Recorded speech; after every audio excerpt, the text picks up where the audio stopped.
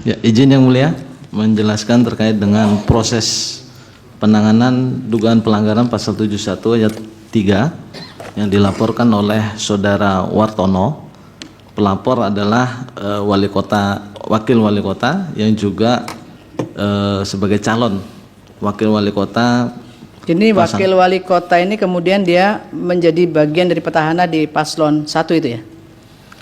Jadi wali kota dan wakil wali kota yang ada itu yang wakil wali kota dengan pasangan 01 dan jadi petahana, wakil wali kota itu dengan paslon 1. Ya. Kemudian yang petahananya wali kotanya dengan 02 dengan penggugat pemohon yang nomor sekarang 9. jadi pemohon nomor 9 ini. Ya. Jadi pada hari Senin tanggal 21 Oktober tahun 2024 Ini tanggal berapa mulainya Pak diajukan laporan? 21 Oktober tahun 2024. 21 Oktober 2024. Ya. Si pelapor melalui kuasa hukumnya Bapak Azhar Ridani yang hari ini Pak wali kota pada waktu itu masih menjabat dia? Masih menjabat, bukan ada PJ tapi masih menjabat ya. Masih menjabat. Cuti pada tanggal 23 September kapan? Ketika masuk kampanye. Cutinya pada waktu cuti itu saja ya, kemudian masuk lagi setelah itu. Setelah kampanye pungut hitung. Iya. Pasca kampanye masuk masa tenang, masuk aktif masa kembali. Tenang, itu aktif. Kemudian dilaporkan itu. Enggak. Jadi penetapan paslon itu pada tanggal 22 Oktober.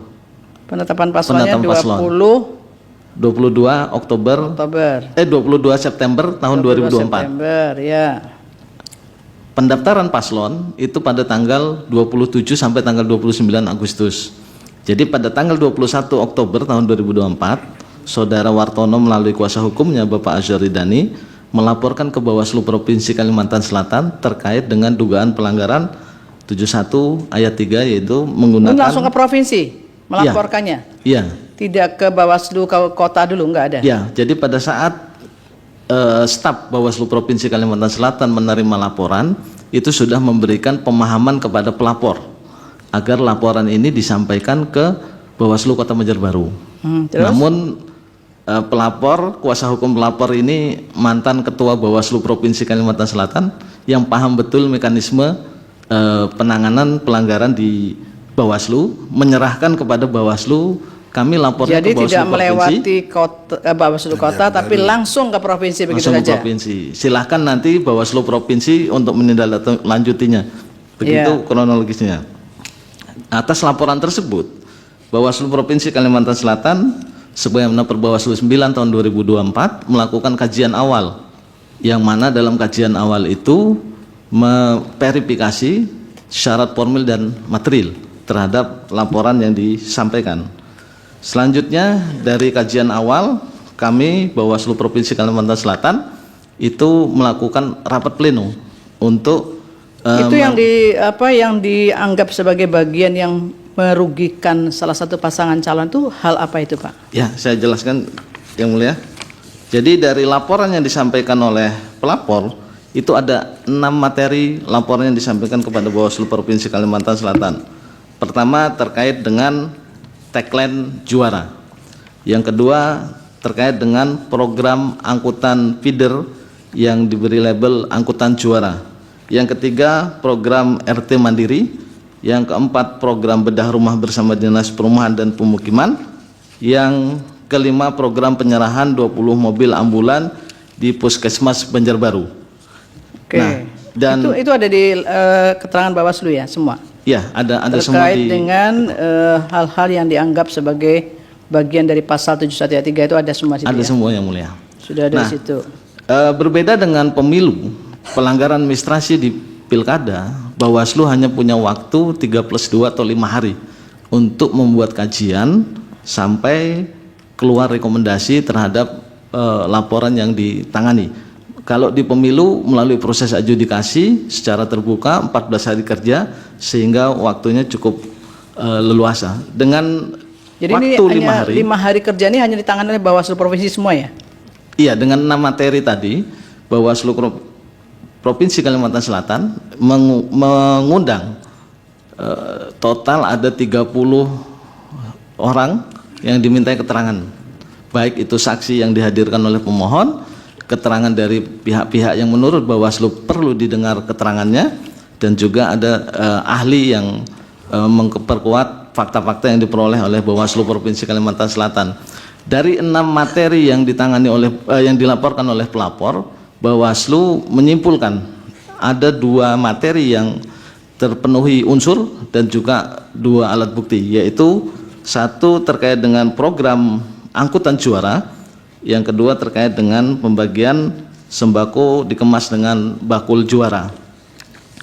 Dalam fakta yang diperoleh oleh Bawaslu Provinsi Kalimantan Selatan terkait dengan program angkutan juara, jadi angkutan itu adalah feeder dari angkutan Banjar Bakula, yang mana mobil-mobil feeder tersebut berkeliling di wilayah-wilayah sebagai penyambung dari angkutan Banjar Bakula, bus Banjar Bakula, yang menurut keterangan saksi para anggota Banggar di DPRD Kota Banjarbaru bahwa anggaran tersebut adalah anggaran APBD murni, namun karena dianggap kurang sehingga perlu penambahan di APBD perubahan, yang mana APBD perubahan tersebut baru disahkan tanggal 4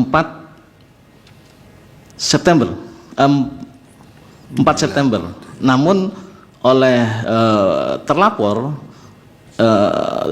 angkutan feeder tersebut di launching pada tanggal 2 September, sehingga sebelum disahkan sudah di launching. Yang kemudian yang pada tanggal 27 Agustus si terlapor itu sudah mendaftarkan diri ke KPU Kota Banjarbaru dengan menggunakan visi misi yang menonjolkan juara tadi. Dan pada saat bersamaan pada tanggal 2 September ketika launching di wilayah Banjarbaru itu sudah banyak terpasang alat peraga sosialisasi. Juara ini tagline dari juara tadi. Kepanjangan apa itu? Ada kepanjangannya ya? Juara itu sudah disahkan menjadi tagline Banjarbaru. Bukan ada kepanjangan dari apa? Juara itu enggak ada? Ada kepanjangannya. Ada kepanjangannya. Ada mulia. Ya, bukan arti juara dalam arti kata biasa tidak, tapi ada kepanjangannya di sini. Ya, yang kemudian itu digunakan lagi dalam proses kontestasi di periode kedua, walaupun pada saat di kontestasi yang kedua itu ada tambahan semakin juara. Namun tulisan semakinnya dibikin kecil, juaranya ini yang besar. Akhirnya hanya dalam waktu 5 hari kerja itu, 5 hari proses kerja itu dilakukan. Sehingga kami terpaksa sampai tengah malam untuk memproses ini karena limitasi waktu yang diberikan undang-undang kepada Bawaslu. Kemudian berikutnya nanti di dalam keterangan sudah ada semua ya? Ada semua. Kemudian apa yang kemudian dilakukan setelah ada pendiskualifikasian tadi 31 Oktober, apakah kemudian mendiskusikan atau berkoordinasi dengan Bawaslu RI atau KPU RI? Dari KPU juga nanti bisa dijelaskan? Iya. Ada tidak? Ada konsultasi dari divisi kepada divisi di Bawaslu RI bahwa tindak lanjuti sesuai dengan ketentuan berlaku, dan Bawaslu Provinsi Kalimantan Selatan menangani perkara ini. Sebentar, saya tanyakan, tindak lanjuti sesuai dengan ketentuan yang berlaku. Bentuk tindak lanjutnya apa itu? Ya sesuai Perbawaslu dan sesuai undang-undang yang mulia. Ya, nanti bentuknya apakah kemudian seperti yang sudah dilakukan sekarang ini ada 2 pasangan calon, artinya karena ada gambarnya dan fotonya di situ, atau seperti apa akhirnya? Maksud saya yang ditindaklanjuti sesuai dengan ketentuan yang berlaku adalah proses penanganan laporan yang ditangani. Proses penanganannya. Proses penanganannya. Ini kan sudah didiskualifikasi akhirnya. Ya, dengan rekomendasi Bawaslu kepada KPU, karena proses rekomendasi itu linear yang mulia. Iya. Tidak bisa kami merekomendasikan langsung ke KPU Banjarbaru, tapi linear ke KPU Provinsi Kalimantan Selatan, yang mana penanganan dari Bawaslu Provinsi Kalimantan Selatan ini juga ada jurisprudensi ketika Pilkada tahun 2020 di Kabupaten Kukar juga ditangani oleh Bawaslu RI terkait dengan pasal yang sama, karena undang-undangnya masih yang sama. Nah, pasca diputuskan oleh KPU Kota Banjarbaru, kawan-kawan Banjarbaru kami juga dengan Bawaslu KPU Provinsi intens menanyakan tindak lanjutnya seperti apa. Karena memang untuk melakukan cetak surat suara ulang, hasil diskusi dengan teman-teman, proses cetak surat suara yang dengan mekanisme 2 pasangan calon itu sudah selesai. Sehingga perlu ada dasar hukum bagi kawan-kawan KPU untuk apakah ini mencetak ulang dengan mekanisme 1 paslon atau menggunakan surat suara yang sama. Itu harus ada dasar hukum yang menjadi acuan bagi kawan-kawan KPU di provinsi dan kabupaten kota, sehingga pada akhirnya keluar KPT 1774. Itulah yang menjadi dasar kawan-kawan KPU untuk menindaklanjuti teknis dari KPT 174 itu rekomendasi dari KPU RI ada tidak dari KPU Provinsi? Itu keputusan KPU RI yang mulia. Keputusan KPU RI yang pada saat itu dilakukan konsultasi terlebih dahulu. Izin yang mulia, Iya. bahwa setiap proses sejak kami memperoleh rekomendasi dari Bawaslu, itu saya secara pribadi berlangsung berkonsultasi kepada Ketua Divisi Ketua Korwil Kalimantan Selatan, Pak Idam Holik. Kemudian beliau mengarahkan untuk mengkaji lebih lanjut, tetapi karena ini lokusnya adalah Banjarbaru, silahkan pleno untuk menyerahkan atau mendelegasikan kepada KPU Kota Banjarbaru sebagai lokus terjadinya persoalan ini. Sehingga pada saat yang pada tanggal 29 kami secara Zoom melakukan pleno 29 Oktober itu ya? 29 Oktober melakukan pleno ke Itu sebelum ada putusan diskualifikasi? sebelum. Begitu mendapatkan surat rekomendasi dari Bawaslu Provinsi. Kami melaksanakan pleno untuk kemudian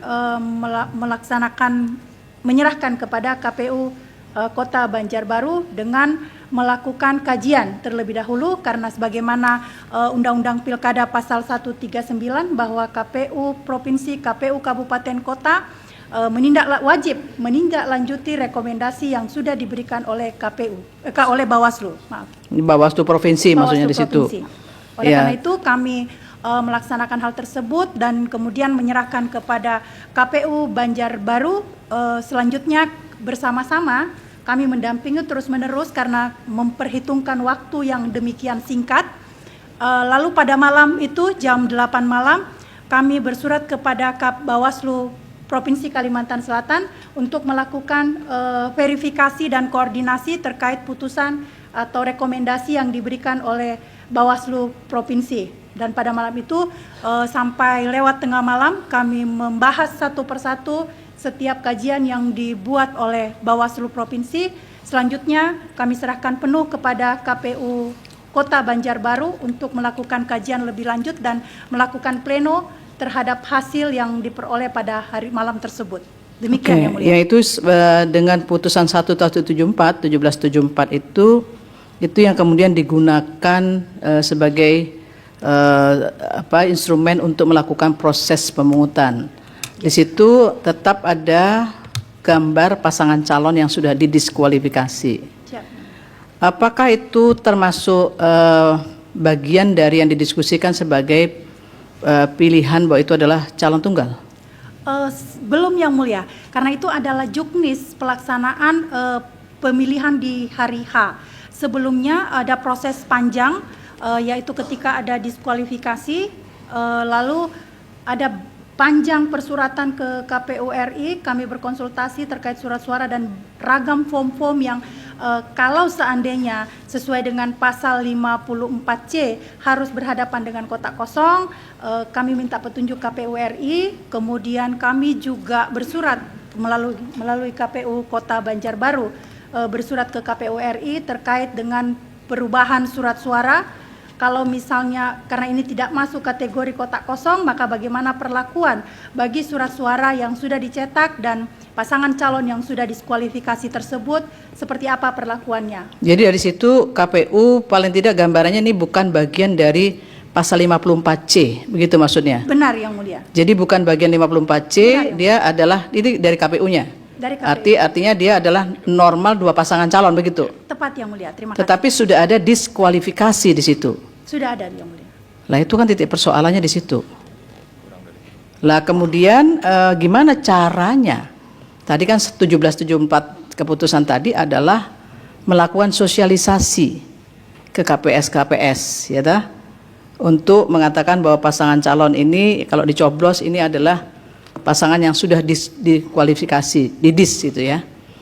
Itu gimana caranya melakukan itu sementara itu adalah bukan 54C gitu.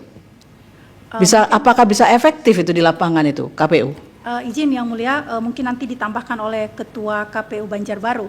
Tetapi pada saat 1774 tanggal 23 November keputusan tersebut turun, maka pada saat itu disosialisasikan dan selanjutnya perintah KPU RI untuk mengumumkan pada saat pemilihan. Pada saat pemilihan. Dasarnya apa, Bu? Kemudian kalau ini dianggap seolah-olah seperti normal 2 pasangan calon, tetapi kemudian dinyatakan diskualifikasi, ya, itu dasarnya apa yang digunakan pada waktu itu? Ketentuan pasal mana yang dijadikan dasarnya untuk melakukan pemungutan suara? Tetap pada undang-undang pemilihan, Bu. Iya, Bahwa tapi kan bukan ketentuan- 54C masalahnya. Iya. Tapi didiskualifikasi. Nah, itu bagaimana caranya pasal 5 putusan 1774 itu bisa dijalankan di situ? Izin Yang Mulia, memang kami sadari bahwa terjadi kekosongan hukum dengan kasus yang terjadi di Banjarbaru. Kami tidak menemukan jawaban terkait dengan Artinya hanya dengan sosialisasi itu saja. Caranya gimana Pak sosialisasinya Pak? Coba dari KPU Kota Banjarbaru ceritakan.